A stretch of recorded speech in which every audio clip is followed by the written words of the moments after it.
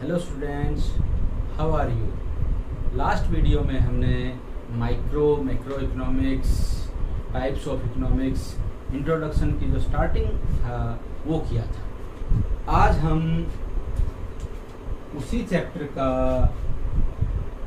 Economic problem करेंगे और causes of economic problem और central problem of an economy. अब हम सबसे पहले करते हैं economic problem. What is economic problem? Economic problem is problem of choice. Economy में लिमिटेड रिसोर्सेज होते हैं और अनलिमिटेड वांट्स होती हैं। अब अनलिमिटेड वांट्स को फुलफिल करने के लिए हमारे पास लिमिटेड रिसोर्सेज हैं, तो all unlimited wants cannot be fulfilled with limited resources, so we have to choose out of these unlimited wants कि कौन सी wants हम पहले फुलफिल करें, किसको हम बाद में। तो जो ये चूज करना है अनलिमिटेड वांट्स में से किसको हम पहले फुलफिल करें, इकोनॉमिक प्रॉब्लम है, प्रॉब्लम ऑफ चॉइस। अगर हम नॉर्मल लाइफ में भी करते हैं, तो अगर हम मार्केट में जा रहे होते हैं, मार्केट में अगर हम गए और हमारे पास 1000 रुपये हैं, तो कोई भी चीज़ हमारे पास एक 500 की हो गई, एक 300 की, एक 700 की, एक 1000 की।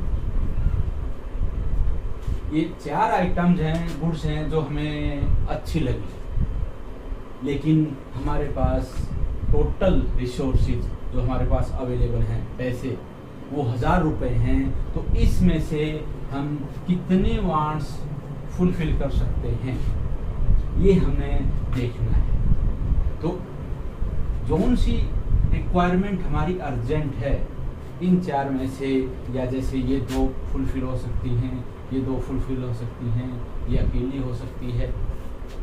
तो 1000 रुपये में हम कौन सी वांट्स पहले फुलफिल करें, तो ये हमें चूज करना है। ये हमारे इंडिविजुअल पर डिपेंड करेगा कि हम कौन सी चीज़ लें। यही सेम चीज़ हमारी इकोनॉमिक्स में होती है कि इकोनॉमी में लिमिटेड रिसोर्सेज के साथ किन किन को हम पहले फुलफिल करें, किन को हम छोड़ दें बाद में फुलफिल करने के लिए। तो जो चॉइस है वही प्रॉब्लम हमारी इकोनॉमिक प्रॉब्लम है। इसके बाद है हमारा causes of economic problem. First of all, क्या क्या कारण हैं इकोनॉमिक प्रॉब्लम क्यों राइज होती है। First of all, unlimited wants. Human wants are unlimited. क्या ये 1, 2, 3, 100, 500 इस पर जाकर रुक जाएगी? नहीं। जैसे जैसे हमारी वांट्स फुलफिल होती रहती हैं, हमारी नेक्स्ट वांट्स जनरेट होती रहती हैं। कभी भी हमारी वांट्स फुलफिल नहीं होती, वो आगे एक के बाद एक जनरेट होती रहती हैं। तो फर्स्ट रीज़न है, कॉज है इकोनॉमिक प्रॉब्लम का, अनलिमिटेड वांट्स। लेकिन उनको फुलफिल करने के लिए हमारे पास रिसोर्सेज हैं लिमिटेड। अभी जैसे मैंने एग्जांपल लिया था 1000 रुपये, ठीक है जी, 1000 रुपये लिमिटेड हैं, अनलिमिटेड कुछ भी नहीं है। अगर हम इसके पीछे ये इतने जीरो लगा दें, ये भी लिमिटेड है, यहाँ पर ख़त्म हो गया, तो कुछ भी है हमारे पास लिमिटेड है, इससे आगे नहीं है। ये 1000 था तो इससे आगे नहीं, ये भी लिमिटेड है। तो कितने भी रिसोर्सेज है, अगर हम बात करें नॉर्मली, हम बात करें डेवलप्ड कंट्रीज, अमेरिका, इंग्लैंड, वो डेवलप्ड कंट्रीज हैं, तो उनके पास तो रिसोर्सेज बहुत ज़्यादा हैं हमारे कंपैरिजन में, इंडिया के कंपैरिजन में बहुत ज़्यादा हैं, लेकिन अनलिमिटेड नहीं हैं। तो resources are limited in comparison of wants. जितनी हमारी वांट्स हैं उनके कंपैरिजन में रिसोर्सेज लिमिटेड हैं। उसके बाद रिसोर्सेज हैव अल्टरनेट यूजेस।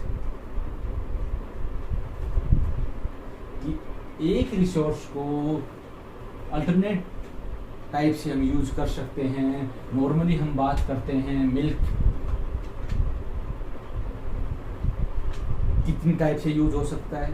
अगर हम अभी अपना एग्जांपल लें, अभी इस टाइम पर हम इको पढ़ रहे हैं, इसकी जगह मैं मैथ भी पढ़ा सकता था, साइंस भी पढ़ा सकता था, हिंदी भी पढ़ा सकता था।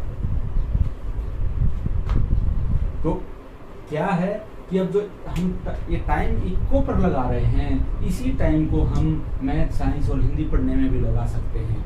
आप अब पढ़ रहे हो तो आप भी इन सब्जेक्ट्स को पढ़ सकते हो या खेल सकते हो, कुछ भी कर सकते हो। तो एक रिसोर्स है, इसी तरह उस रिसोर्स को अल्टरनेट वे से यूज कर सकते हैं। तो हमें चूज करना पड़ेगा कि हम तो इनमें से नहीं जी, हम तो इको पढ़ेंगे और मैं अभी इको पढ़ा।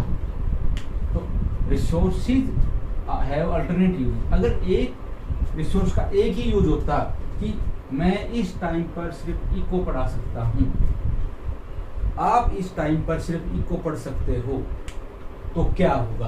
कुछ नहीं, हमें कोई चूज नहीं करना।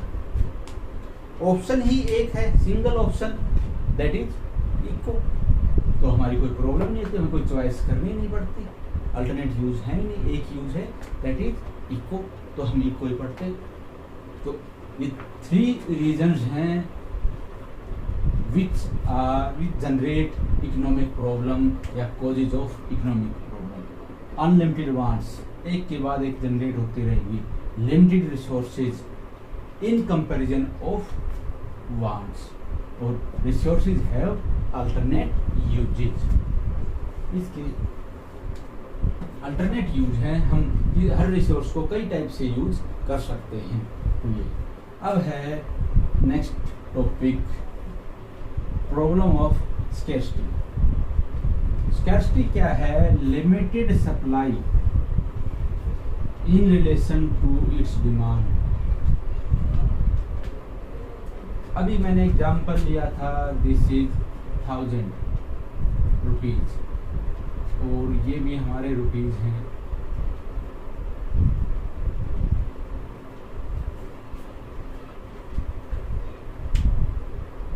अगर हम नॉर्मल देखेंगे तो हम क्या कहेंगे? स्कैर्सिटी, कमी। 1000 रुपये कम है जी, ये तो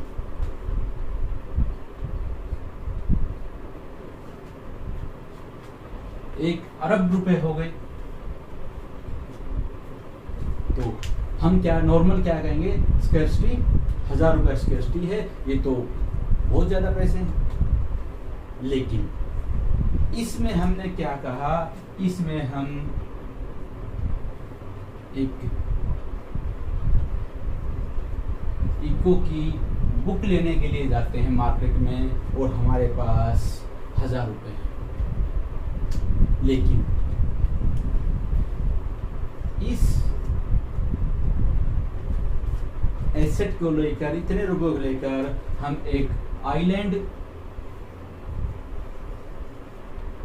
परचेज करने के लिए जा रहे हैं, या हम किसी शहर में हजारों एकड़, अगर बात करें बॉम्बे में हम हजारों एकड़ लैंड परचेज करनी है और हमारे पास ये पैसा है इतना, या हमें रिलायंस इंडस्ट्रीज परचेज करनी है, या टाटा बिरला का सारे इंडस्ट्री जितना भी उसके पास एसेट्स है वो परचेज करने और हमारे पास ये पैसे हैं। तो इस केस में हमारे पास 1000 रुपये स्कैर्सिटी नहीं है, ये हमारे स्केल रिसोर्सेज हैं। स्कैर्सिटी क्वांटिटी पर, नंबर पर डिपेंड नहीं करती। स्कैर्सिटी डिपेंड करती है कि इन कंपैरिजन ऑफ डिमांड। हम 1000 रुपये लेकर एक इको की बुक लेने जा रहे हैं, हमारे को 200-300 रुपये की मिल जाएगी, तो 700 रुपये हमें बच गए। लेकिन इससे हमने रिलायंस की जितनी भी कंपनीज हैं वो सारी कंपनीज हमने आज परचेज करने के लिए चल रहे हैं, ये पैसा हमारे पास है, तो उसके कंपैरिजन में ये रिसोर्सेज इनफ नहीं है। तो इन दोनों केस में these are the scarce resources, these are not scarce. तो supply limited in relation to its demand, इसको हम बोलेंगे स्कैर्सिटी।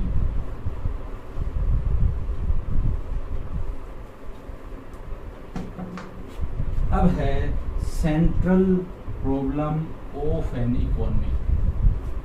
इकोनॉमी की सेंट्रल प्रॉब्लम क्या होती है? हमने पिछली क्लास में टाइप्स ऑफ इकोनॉमिक प्रॉब्लम किया था, जिसमें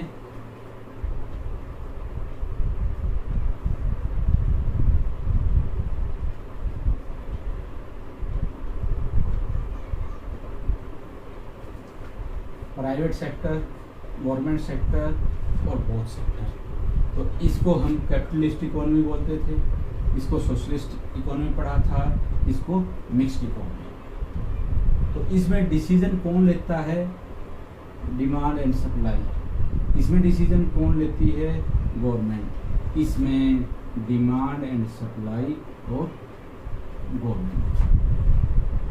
तो ये डिसीजन जो ले रहे हैं, क्या प्रोड्यूस करना है, कि कौन सी चीज़ हमें चाहिए, ये गवर्नमेंट यहाँ डिसाइड करेगी, यहाँ डिमांड सप्लाई करेगी। तो ये डिसीजंस हैं, यही हैं central problem of an economy. तो सेंट्रल प्रॉब्लम हमारी 3 हैं।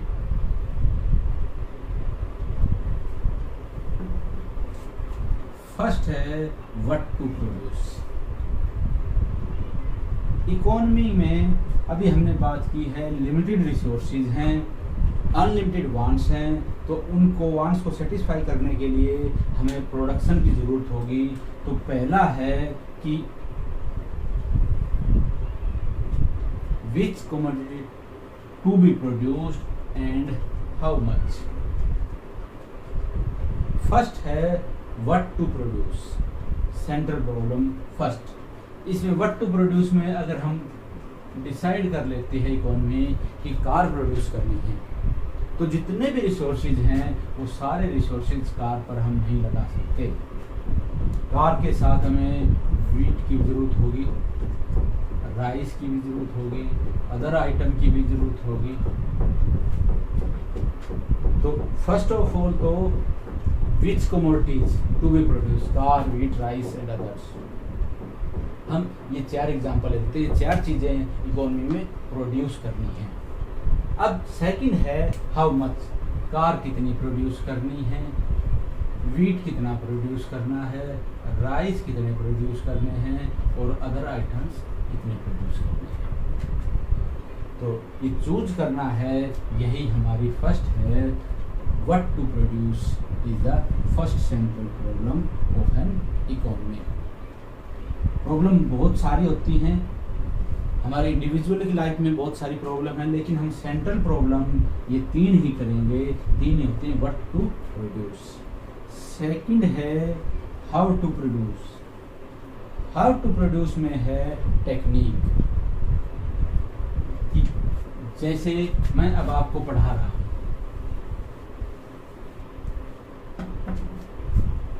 मैं अब घर से पढ़ा रहा हूँ, इसकी जगह आप ग्रुप में स्टूडेंट्स आ जाए मेरे पास, मैं उनको पढ़ा रहा हूँ, या मेरे पास एक स्टूडेंट आ जाए, मैं उसको पढ़ा रहा हूँ। तो पढ़ाने की क्या है टेक्निक, कि ग्रुप से पढ़ाना है या एक बच्चे को पढ़ाना है या घर से पढ़ाना है, तो ये है टेक्निक। भाई किस मेथड से हमने ट्यूशन करना है, किस मेथड से हमें स्टडी करनी है। तो इकोनॉमी में क्या है, choosing the technique of production. Production की टेक्निक्स हमारे पास 2 होती हैं, labour intensive and capital intensive. Labour intensive technique क्या होगी, जिसके अंदर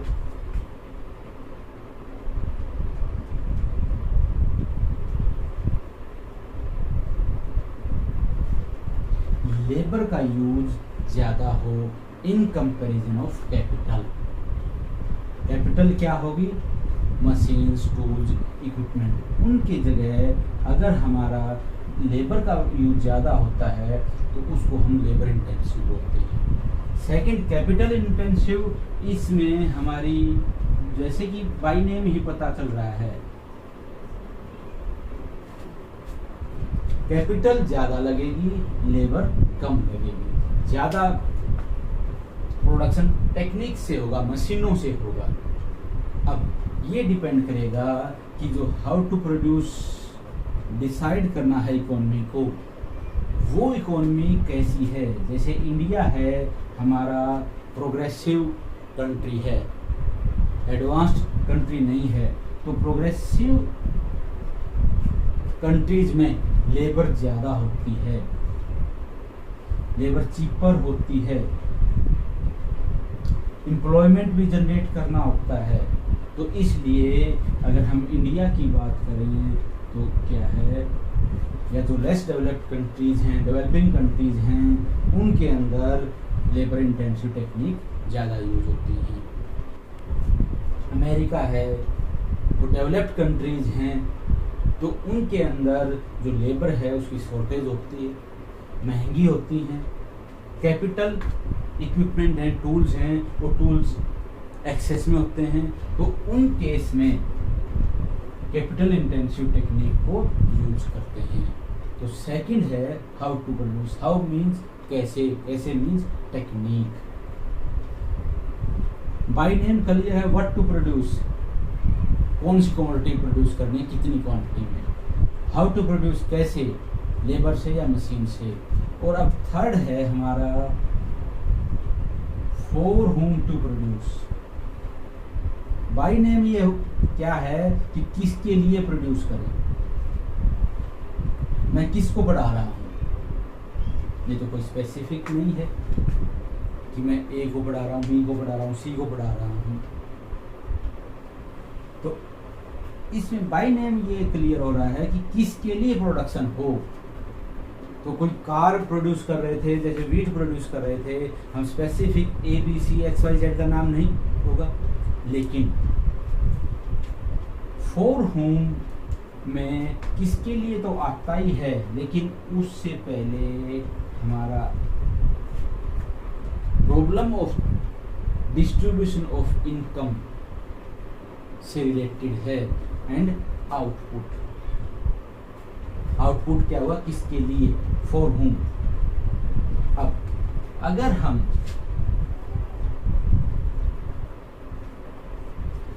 इंडिया में एक्सेस या लार्ज क्वांटिटीज में BMW प्रोड्यूस कर रहे हैं, या लार्ज क्वांटिटी में हम वीट प्रोड्यूस कर रहे हैं, एक केस है कि उसमें BMW ज़्यादा प्रोडक्शन हो रहा है, तो BMW का अगर हम ज़्यादा प्रोडक्शन करेंगे तो इससे फार्मर्स की इनकम बढ़ेगी। क्या कोई इफेक्ट होगा फार्मर्स की इनकम पर? नहीं। तो इनकम किसकी जनरेट होगी, जो इसके अंदर काम करता है, वर्क फोर्स जो होगी उनकी इनकम जनरेट होगी BMW अगर इकोनॉमी प्रोड्यूस कर रही है। तो लैंड, लेबर, कैपिटल और एंटरप्रेन्योर, ये चार हमारे फैक्टर्स ऑफ प्रोडक्शन हैं। तो जो फैक्टर्स ऑफ प्रोडक्शन इसमें यूज होंगे उनकी इनकम इंक्रीज होगी। तो अगर इकोनॉमी BMW ज़्यादा प्रोड्यूस कर रही है तो डिस्ट्रीब्यूशन ऑफ इनकम कैसे होगा कि इन लोगों के पास, इन रिसोर्सेज के पास इनकम ज़्यादा जाएगी।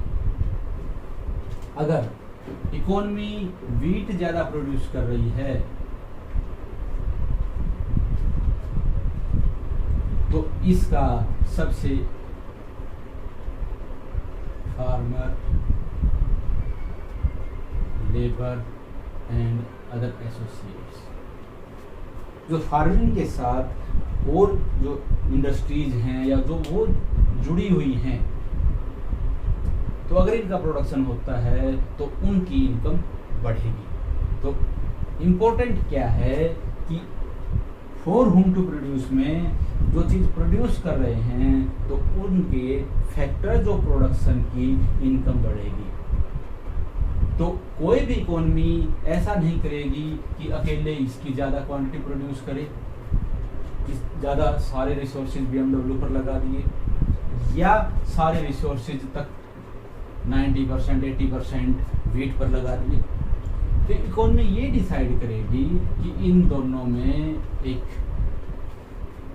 मिक्स रेशियो बन जाए, जिससे जो फार्मर्स, लेबरर, अदर फैक्टर्स हैं उनकी भी और जो BMW में इंगेज्ड वर्क फोर्स है उनकी भी तक इनकम बढ़े। तो जो डिस्ट्रीब्यूशन ऑफ इनकम है वो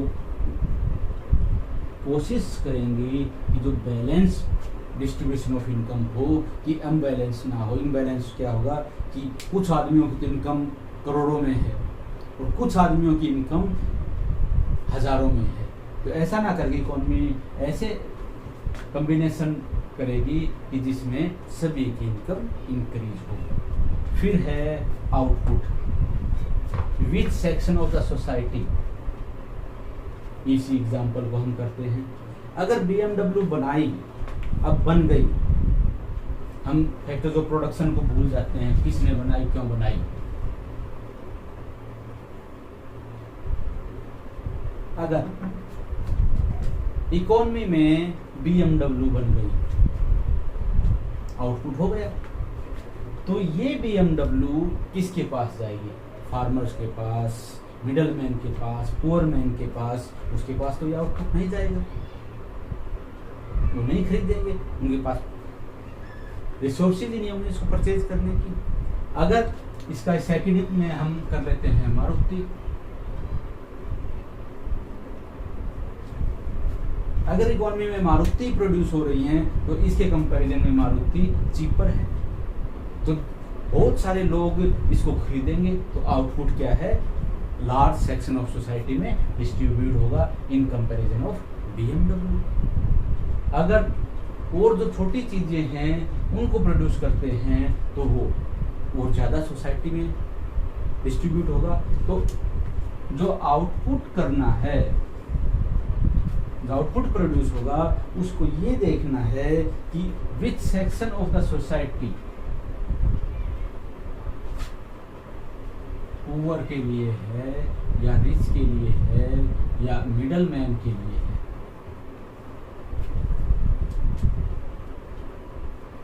इसमें ये डिपेंड करेगा कि आउटपुट किस सेक्शन को जाएगी। तो ये आज हमारे हैं। सबसे पहले हमने किया इकोनॉमिक प्रॉब्लम।